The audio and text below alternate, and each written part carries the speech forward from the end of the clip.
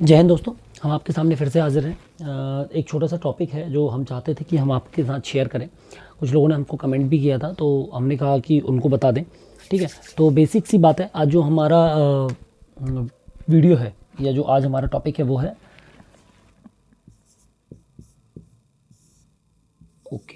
ग्राम चौकीदार और ग्राम पटेल। ठीक है, थोड़ा सा ब्लर हो गया है, कोई नहीं, हम इसको 1 मिनट मार्कर चेंज कर दें। ठीक है, तो अब दिख रहा होगा। तो हम बात कर रहे हैं ग्राम चौकीदार यानी ग्राम कोटवार की, है ना, और दूसरा ग्राम पटेल की, जो कि आपको मिल जाएगा MPLRC यानी Madhya Pradesh land revenue code, Madhya Pradesh भू राजस्व संहिता के अध्याय 17 में। किसमें? अध्याय 17 में। ठीक है, ग्राम अधिकारी या विलेज ऑफिसर्स के नाम से मिल जाएगा आपको। ग्राम पटेल यानी कि का, इसका सेक्शन का है, विलेज ऑफिसर्स का अध्याय 17 का, और ये ग्राम चौकीदार यानी खा है। ठीक है, ये है MPLRC की धारा 220 से 229 तक, और ये 230 से 232 तक। ठीक है, तो ये आपको मिल जाएगा ग्राम चौकीदार और ग्राम पटेल और ग्राम तो अब आप समझिए इनका क्या काम है, इनकी नियुक्ति कैसी क्या होती है। ठीक है, बेसिक से डिफरेंस है, छोटा सा, ज़्यादा डिफरेंस नहीं है। आज की डेट में ग्राम पटेल कम बचे हुए हैं या ना के बराबर ही है, मेरा मानना है ना। दूसरी चीज़, ग्राम कोटवार अभी बचे हुए हैं, लेकिन जो पिछले मुख्यमंत्री जी थे उन्होंने घोषणा की थी इनकी सेवानिवृत्ति पे। पहले इनकी सेवानिवृत्ति का कोई ऐसा प्रॉपर नहीं था। ये अपने बड़े पुत्र या बड़े पुत्री या पत्नी जो भी व्यक्ति फौत होते थे जब ये, तो ये वंशानुगत रूप से चलते आता था। ठीक है, तो इसके बारे में हम डिटेल में आगे बात करते हैं। सबसे पहले हम बात करते हैं ग्राम पटेलों के बारे में, है ना। याद रखेंगे, विलेज ऑफिसर्स MPLRC अध्याय 17, खा यानी चौकीदार, का यानी ग्राम पटेल, 220 से 229। ठीक है, यानी कि हम बात कर रहे हैं अभी ग्राम पटेल। ये क्या है? का, है ना, अध्याय 17 में का, धारा 220 से 229 काय की MPLRC। ठीक है, चलिए, ये सिंपल सी बात है। अब ग्राम पटेल क्या होते हैं? तो ग्राम पटेल जो होता है प्रत्येक ग्राम में क्या होता है, समझिएगा इस बात को। ग्राम पटेल कौन होते हैं? प्रत्येक ग्राम में, मुख्य काम बता रहा हूँ, बहुत बाकी और भी काम है। मुख्य प्रत्येक ग्राम में भू राजस्व या संबंधित करों को वसूलने वाला, मैं आपको आम भाषा में बता रहा हूँ, आपको इसकी तकनीकी भाषा या जो परिभाषा है ना, जो संहिता में लिखी हुई है वो थोड़ी अलग मिलेगी। मैं आपको सिंपल भाषा बता रहा हूँ ताकि आपको समझ में आए, है ना। तो प्रत्येक ग्राम में भू राजस्व या संबंधित करों को वसूलने वाला व्यक्ति क्या कहलाता है? ग्राम पटेल कहलाता है। ठीक है, यानी इसको अधिकार है कि ये क्या करेगा, भू राजस्व को वसूल सकता है। ठीक है, ठीक है। इसके बाद इसका एक और मुख्य काम क्या है? ग्राम की स्थिति के बारे में अवगत कराना, ग्राम में क्या क्या चल रहा है क्या नहीं चल रहा, बेसिक सा काम था ये। ठीक है, तीसरा काम है अतिक्रमण के बारे में बताना। अतिक्रमण यानी कि जो बंजर भूमि है, ठीक है, रास्ता है, रास्ता के अलावा एक और चीज़ क्या है? हाँ, मतलब वही रास्ता है, सॉरी, रास्ता को कहते हैं दो भागों में, सड़क और लोकपथ। ठीक है, इनमें यदि किसी प्रकार का कोई अतिक्रमण है, बेजा कब्जा है, तो इसके बारे में अवगत कराने का काम किसका है?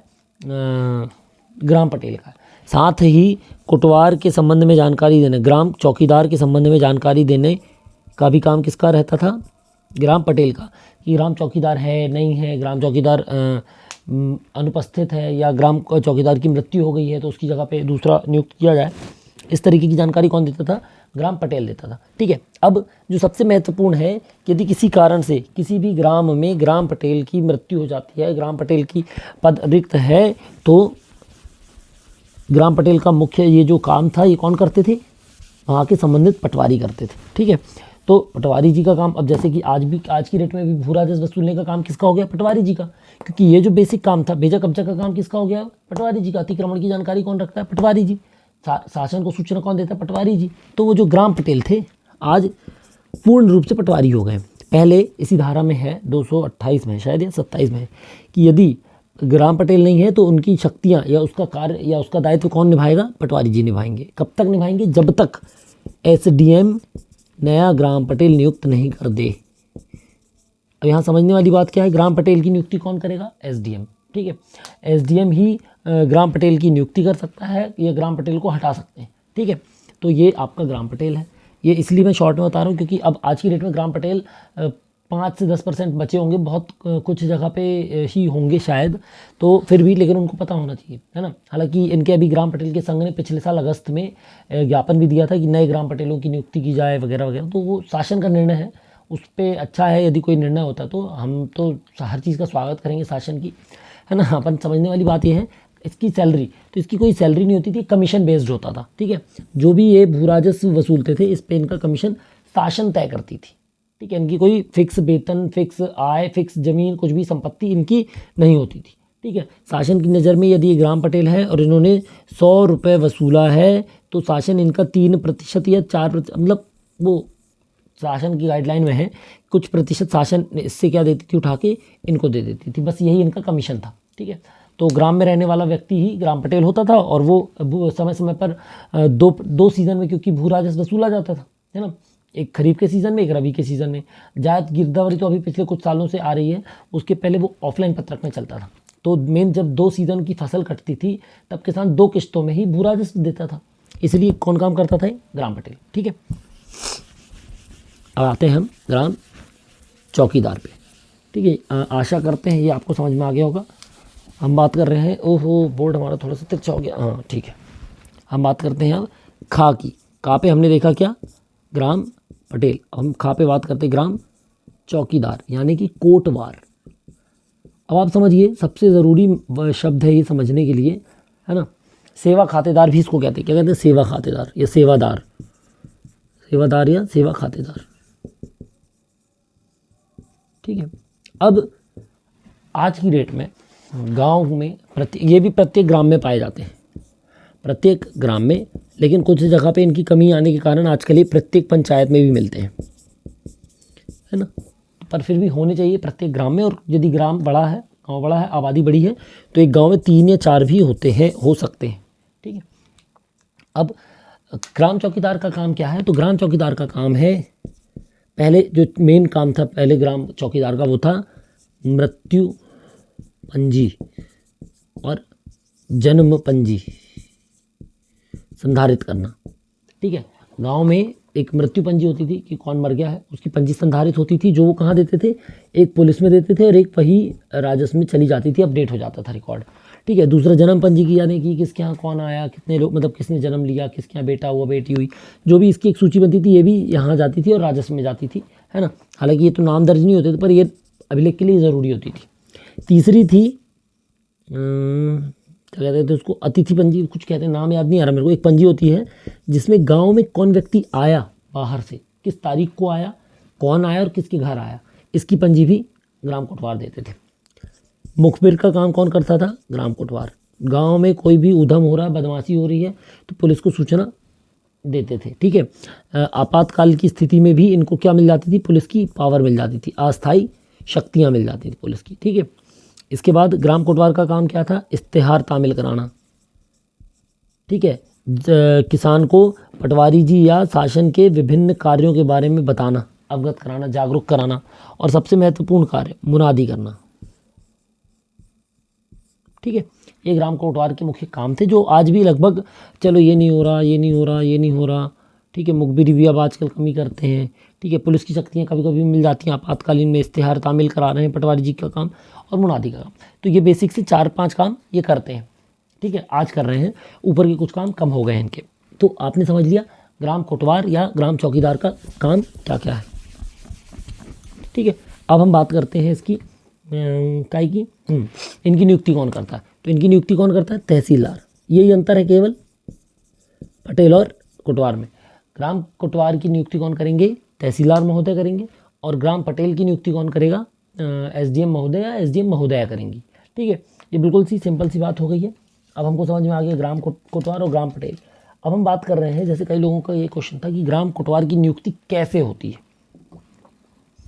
सबसे पहले समझिए 2023 के आदेश अनुसार या 2023 में जो शासन ने निर्देश दिए थे उसके अनुसार अब कोटवार 61 साल या 62 साल जो भी शासन की एक एज की गाइडलाइन है उस पर रिटायर होंगे और उनको शासन द्वारा एक मुश्त रकम दी जाएगी।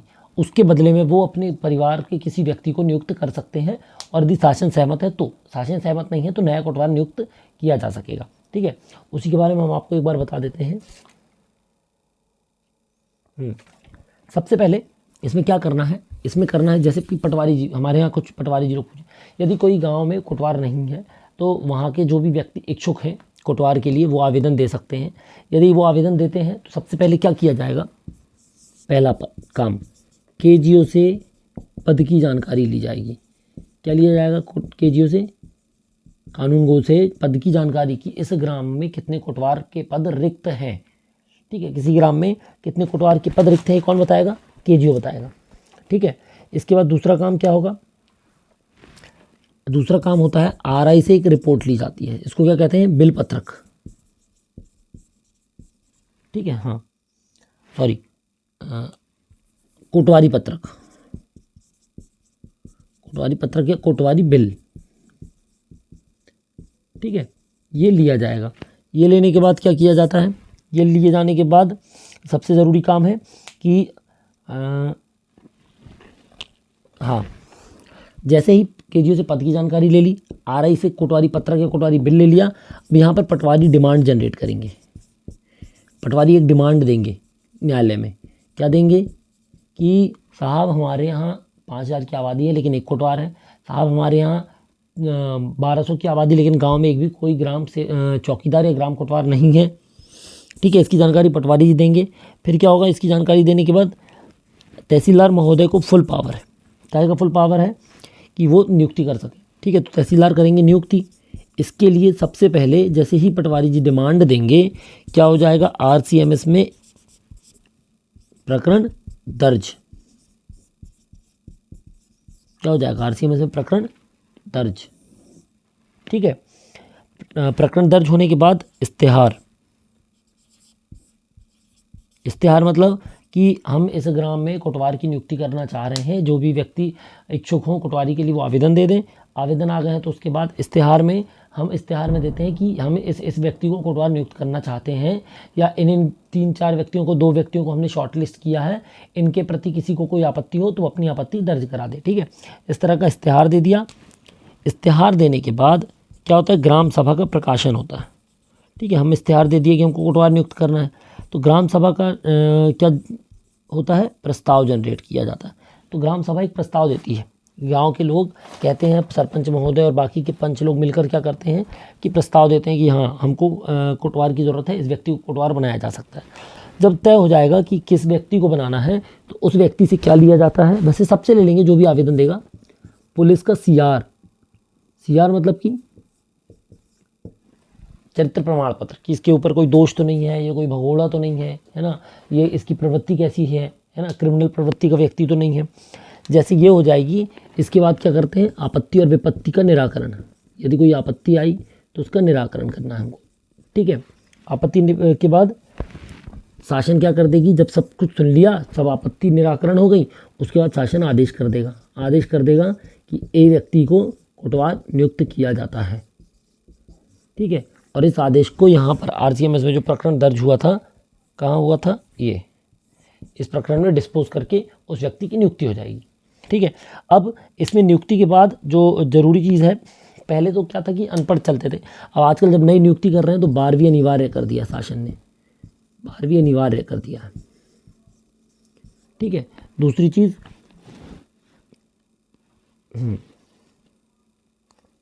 ठीक है, हाँ 12वीं अनिवार्य कर दिया है। और इसके बाद अब जो इनका, जैसे हमने देखा था ग्राम पटेल का कमीशन बेस्ड था, इनका कमीशन बेस्ड नहीं है, इनका हम बात करते हैं क्या, पेमेंट की। ठीक है, इतना तो आपको समझ में आ गया होगा, है ना, इसमें कोई दिक्कत नहीं होगी किसी को। ठीक है, चलो अब हम बात करते हैं इसकी पेमेंट या कमीशन की, किसकी, ग्राम कोटवार की। देखिए शासन द्वारा तय है, मतलब जो पुराना गाइडलाइन है, अभी नया कोई अपडेट आया नहीं है, तो पुरानी गाइडलाइन के हिसाब से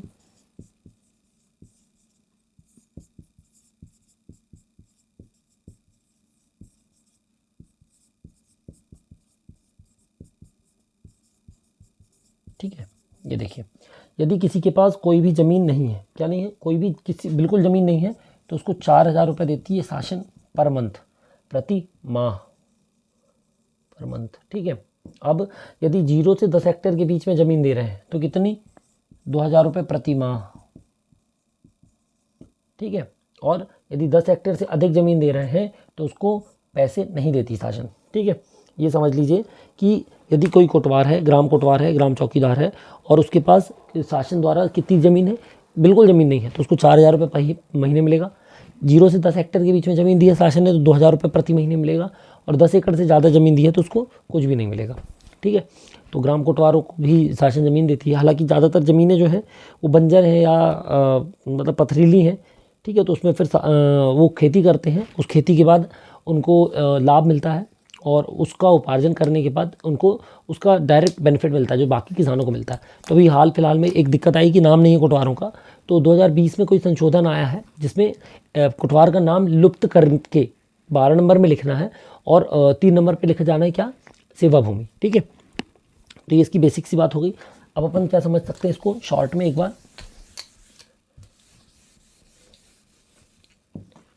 ठीक है, ग्राम कोटवार और पटेल, इसकी तहसीलदार को पावर है, इसके एसडीएम को पावर है। ठीक है, इसको वेतन या ज़मीन मिलती है। ठीक है, इसको क्या मिलता है, कमीशन मिलती है। ठीक है, ये आज की ये रिटायर हो जाते हैं तो पंचानुगत है। ठीक है, इसमें भी सेम प्रोसेस है, हालांकि इनको आपातकाल में पुलिस की पावर है, इनको ऐसा कुछ भी नहीं है। ठीक है, ये आज की डेट में अभी अधिक हैं, ये ना के बराबर है। ठीक है, ये तो हमने तो क्या पढ़ लिया, हमने पढ़ा MPLRC की अध्याय 17 धारा 222 से लेकर 220 से लेकर 232 तक विलेज ऑफिसर्स। ठीक है, ये का है और ये खा है। ठीक है, तो आशा करते हैं आपको ही समझ में आया होगा, है ना, कि ग्राम कोटवार क्या है, ग्राम कोटवार की नियुक्ति कैसे होती है, प्रतिवेदन क्या देना है। प्रतिवेदन में आप अपना प्रतिवेदन देंगे कि इस व्यक्ति ने मौके पर आवेदन दिया है, ग्राम में कोटवार नहीं है या ग्राम में कोटवार है, इन व्यक्तियों के द्वारा आवेदन दिया गया है, जिसमें से इतने सालों से ज़मीन का काम करता आ रहा है या इसके पिता करते थे, तो अब ये इसको मौका मतलब इसको न्यायालय में सुना जाना चाहिए। ठीक है, परीक्षण किया जाना चाहिए, 12वीं पास है नहीं है, मौके पर क्या है, गांव में कैसा इसका व्यवहार है, इस तरीके से आप मौके पर एक पंचनामा बना के भी रिपोर्ट दे सकते हैं। तो आशा करते हैं अब आपको ये समझ में आ गया होगा, है ना, इसमें कैसे क्या करना है, और अब आप लोग आसानी से ग्राम कोटवार को समझ सकेंगे। यदि एग्ज़ाम में कभी ये क्वेश्चन आएंगे अध्याय 17 से संबंधित, कोटवार की नियुक्ति से संबंधित, पेंशन से संबंधित, पटेल की पेंशन या पटेल की वेतन से संबंधित, नियुक्तिकर्ता से संबंधित, तो आप आसानी से उसको लिख पाएंगे। ठीक है, जल्दी मिलते फिर अगले वीडियो में, तब तक जय हिंद।